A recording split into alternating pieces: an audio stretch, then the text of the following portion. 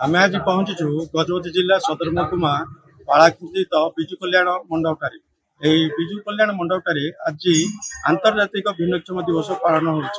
जिला प्रशासन और सामाजिक सुरक्षा पक्ष एक कार्यक्रम अनुष्ठित गोटे स्टल रे गोटे दिव्यांग भाई अच्छे से किपर समाज मुख्य स्रोत आसीपारे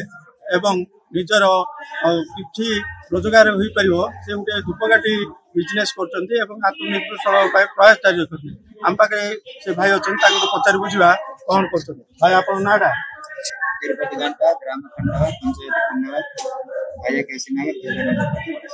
आपण को बिजनेस केते वर्ष करछो ए बिजनेस ना प्राय 2 वर्ष हला करछो आपण एथरे केते रोजगार कर परछो यार माने गोटे पैकेट से 15 टका 20 टका लाभ पाई मासको केते इनकम हो कर मासको सेमते हिसाब किताब किछ ना आएगा मासको 3000 आए पर 2000 आए पर तार व्यापार अनुसार से